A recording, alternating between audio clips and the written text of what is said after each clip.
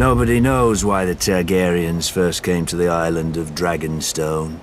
Old Valyria was then at the height of its power and the center of the civilized world, which ended at the Narrow Sea. Westeros was a filthy backwater with 7 kings squabbling over borders and minor glories. So much for progress. The island itself was and is nothing. It had no gold or gems to lure Valyrian nobility. All it has is rock. Mostly a shiny black stone, too brittle for war and too sharp for building. The Targaryens called it dragonglass. I call it useless.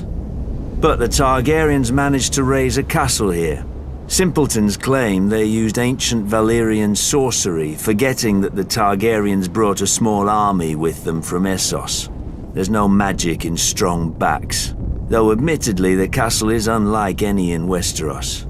Foreign and strange. If the Targaryens ever regretted their barren outpost and longed for the comforts of home, the doom made their folly permanent. Valyria collapsed into the waves and was no more. To look east was to see the ruin of their homeland, the greatest civilization before or since.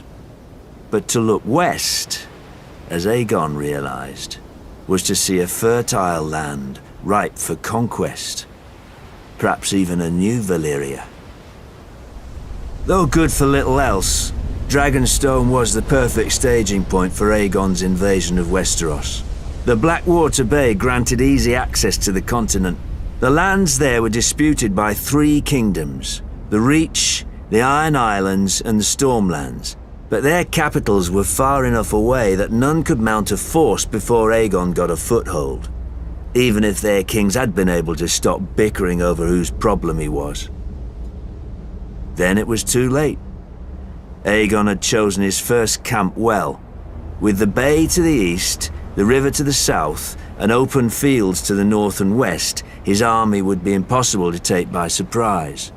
A perfect site for an invasion, and one day, his capital city, King's Landing. Aegon Targaryen landed to our south, and, as had many before him, liked the look of the Riverlands. My ancestor Edmund Tully led the desertion of Riverlords to his cause, and was rewarded by getting to watch King Harren burn in his own tower. On the shores of the God's Eye, due north of the Isle of Faces, rises a monument to arrogance and cruelty. Harrenhal. For a people who prided themselves on their ships, the Iron Men of old seized any chance to leave them, and carved out a vast kingdom from the peaceful Riverlords. The empire reached its zenith under King Harren, called the Black by those he terrorized, and by his own men, though they meant it proudly. King Harren enslaved the Riverlands to raise the mightiest fortress Westeros had ever seen. A castle that could garrison 1 million men, with walls so vast that winters would come and go, and besieging armies grow old and grey before the castle fell. 5 towers he ordered, reaching into the heavens like grasping fingers. A monstrosity which he forced our people to build for their own subjugation. But the very day the slaves laid the last stone, Aegon Targaryen and his sisters arrived in the south. When they arrived with their small army, Harren laughed and shut the gates. Harrenhal would have its first test, and an easy one at that. It failed. Harrenhal could have withstood an assault from all the armies in Westeros combined. But Harren learned that the tallest and thickest walls meant little to dragons, for dragons fly. The problem with huge castles is they blind you to what's outside, both by their size and the arrogance they inspire.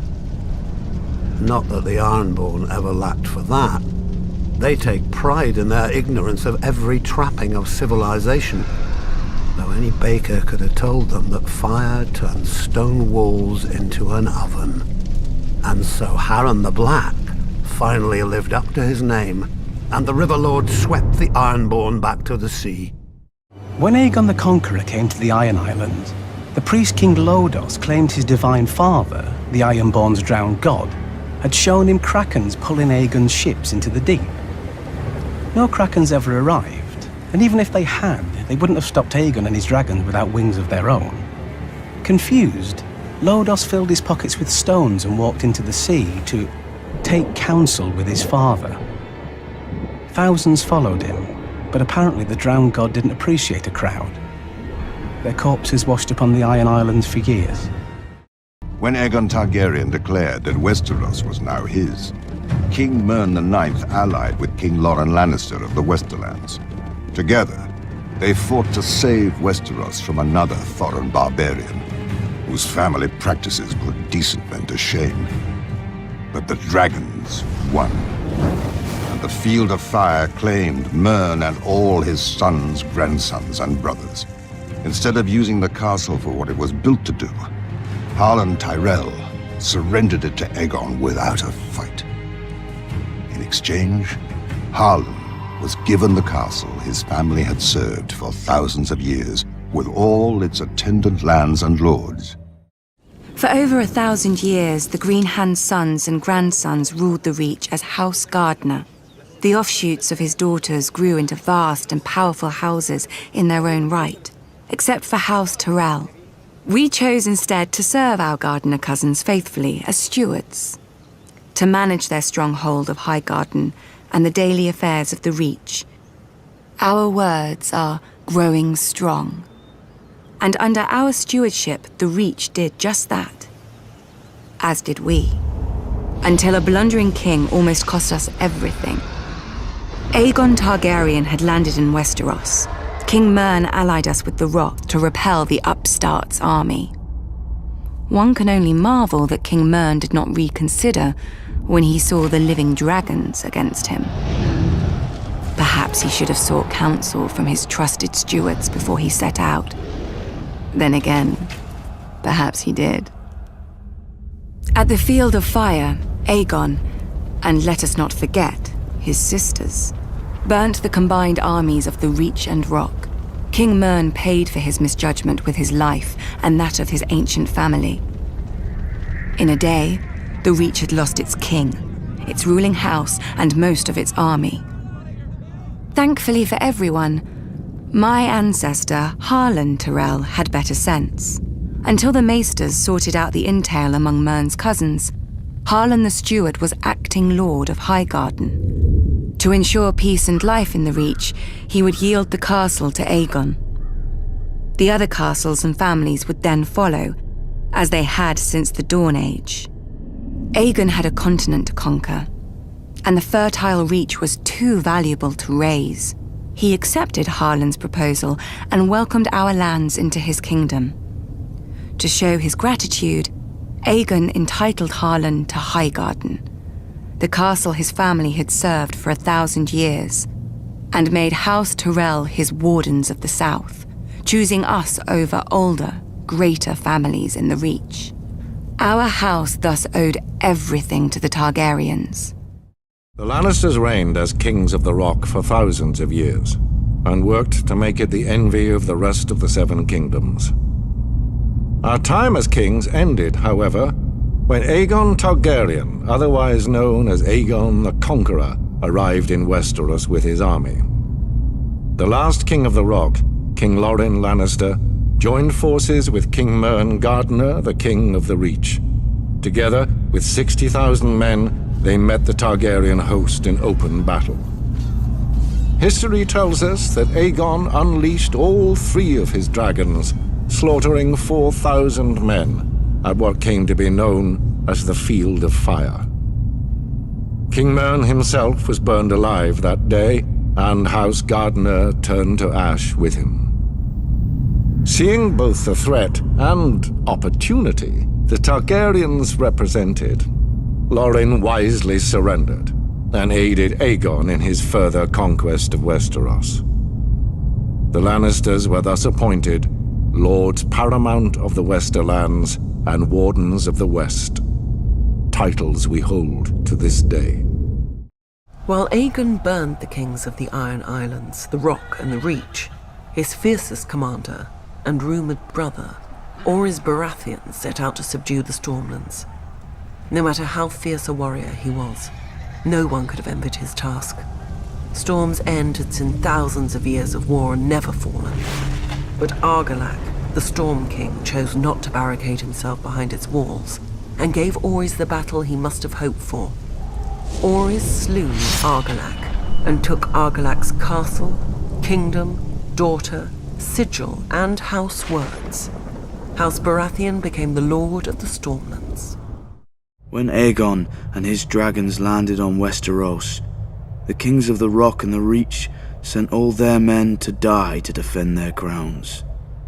Torrhen Stark knelt, to spare his people the same fate. He placed duty above pride. The south had already fallen to Aegon and his dragons, only the north remained. My ancestor, King Torrhen Stark, marched the north down to the Trident and beheld Aegon's army, larger than Torrhen's own by half, and with 3 dragons circling overhead. Many northern bannermen wanted to attack anyway, claiming northern valor would carry the day. Others wanted to fall back to Moat Cailin and make a stand there.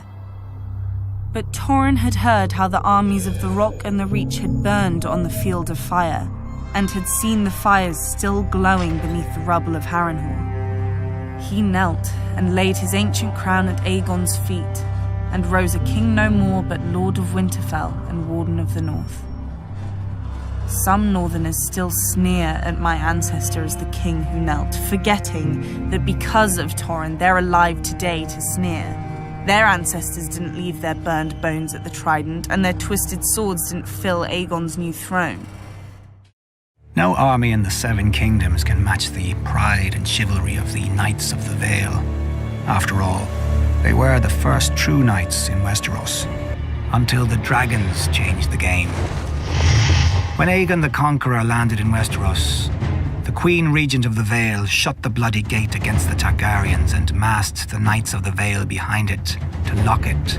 But Visenya simply flew her dragon to a balcony of the Eyrie where the boy king was playing, and gave the boy a ride round the castle in return for his mother's submission.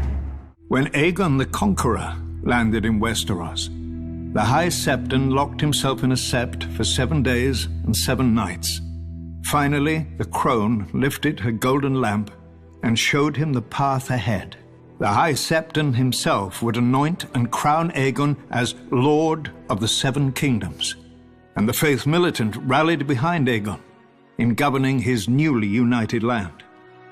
Yet Aegon and his sisters never wholly accepted the faith. The High Septon had conceded Aegon's marriages to his sisters as a relic of his Valyrian heritage, which would soon fade.